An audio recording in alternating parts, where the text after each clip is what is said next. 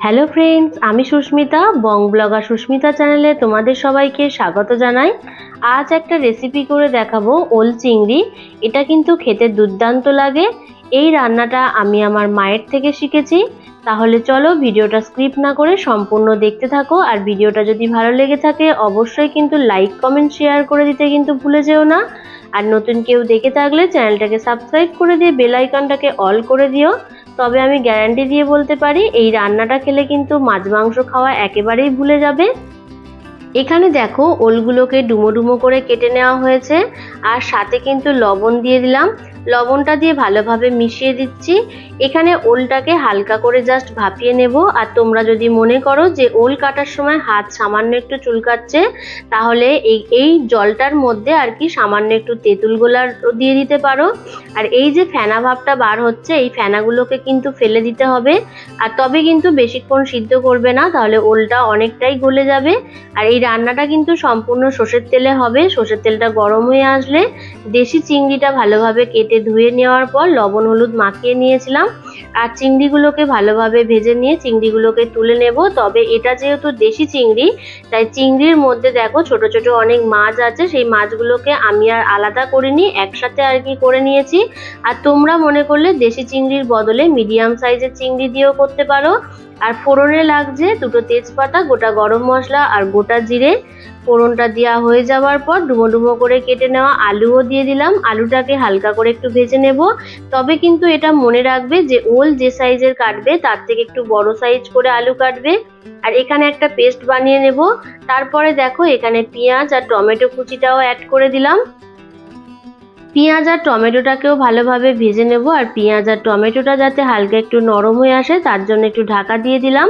আর লো ফ্লেমে রেখেছিলাম। ঠিক 10 মিনিট পর ঢাকাটা খুলে নিলাম, নিয়ে আবারও নাড়াচাড়া করে নিচ্ছি। আর দেখে তো মনে হচ্ছে টমেটোটা অনেকটা নরম হয়ে এসেছে। আর তরকারির রং যাতে ভালো আসে তার জন্য সামান্য একটু চিনি অ্যাড করে দিলাম। চিনিটা দিয়ে আবারও ভালোভাবে ভেজে নিতে হবে। আর তারপরে যে তোমাদের পেস্টটা দেখাচ্ছিলাম, যে আদা রসুন আর কাঁচা লঙ্কা, ওই পেস্টটাকে দিয়ে দিলাম। দিয়ে ভালোভাবে কষিয়ে নিতে হবে। আদা আর রসুনের কাঁচা গন্ধ যাতে না থাকে সেইভাবেই কিন্তু অনেকক্ষণ ভাবেই কষাতে হবে। আর গ্যাসের ফ্লেমটাকে একদম লো করে রাখতে হবে। আর দেখো বারে বারে কিন্তু তেলটা রিলিজ হচ্ছে। এই তেলটা যতক্ষণ না শুকিয়ে যায় ততক্ষণ ভাবেই কিন্তু কষাতে হবে। তারপর ওই মশলা ধোয়া জল সামান্য একটু অ্যাড করে দিলাম। যেহেতু আলুটা সিদ্ধ হতে সময় লাগবে, তাই সামান্য জল দিয়ে এটাকে কষিয়ে নিয়ে একটু ঢাকা দিয়ে দিলাম। তারপর ঢাকাটা খুলে নিলাম। নিয়ে দেখো জলটা কিন্তু অনেকটাই কমে এসেছে। এরকম ভাবে প্রায় 10 থেকে 12 মিনিট মতন ভালোভাবে কষিয়ে নেওয়ার পর যে যে মশলা লাগছে, হলুদ গুঁড়ো, কাশ্মীরি রেড চিলি পাউডার আর সামান্য একটু ধনের গুঁড়ো, আর দিয়ে দিলাম জিরের গুঁড়ো। আর স্বাদ অনুযায়ী দিয়ে দিতে হবে সামান্য একটু লবণ। ব্যাস, আর কিছুই নয়। আর এখানে আমি তরকারির রংটা যাতে ভালো আসে তার জন্য কাশ্মীরি রেড চিলি পাউডার ব্যবহার করেছি। আর তোমরা যদি ঝালের পরিমাণটা একটু বেশি খেতে চাও তাহলে শুকনো লঙ্কা বাটাও দিতে পারো। আমি কিন্তু রান্নাটা সম্পূর্ণ কাঁচা লঙ্কাটাই ব্যবহার করেছি। তারপরে ভালোভাবে মশলা দিয়ে কষানো হয়ে যাওয়ার পর ঢাকা দিয়ে রেখেছিলাম। ঢাকাটা খুলে নেওয়ার পর দেখো অনেকটাই তেল রিলিজ হয়েছে। আবারও ভালোভাবে কষিয়ে নিতে হবে। কষানো হয়ে যাওয়ার পর ভাপিয়ে নেওয়া যে ওলগুলো করেছিলাম সেই ওলগুলো অ্যাড করে দিলাম। ওল দিয়ে আবারও ভালোভাবে কষিয়ে নিতে হবে।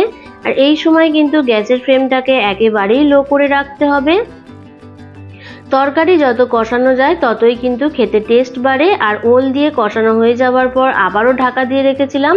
দেখো আর কিন্তু তেল রিলিজ হচ্ছে না, আর তলাটা কিন্তু হালকা হালকা লেগে আসছে। সেই সময় ভেজে রাখা চিংড়িগুলোকেও অ্যাড করে দিলাম।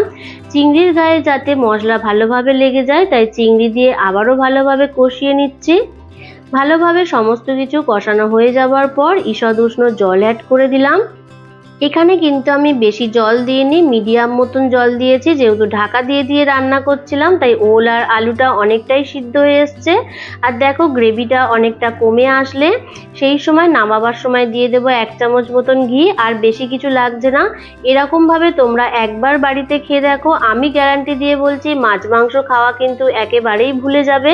খেতে অসাধারণ লাগে। আর এই রান্নাটা আমি তো প্রথমেই বলেছি আমি আমার মায়ের থেকে শিখেছি। তাহলে চলো ভিডিওটা আমি এখানেই শেষ করলাম। যদি ভিডিওটা ভালো লেগে থাকে লাইক কমেন্ট শেয়ার করে দিতে কিন্তু একেবারেই ভুলে যেও না। নতুন কেউ দেখে থাকলে চ্যানেলটাকে সাবস্ক্রাইব করে দিয়ে বেল আইকনটাকে অল করে দিও। আরও যদি নতুন কিছু জানার থাকে কমেন্ট করে জানিও, আমি যথাসাধ্য চেষ্টা করব। ভালো থেকো, সুস্থ থেকো, টাটা।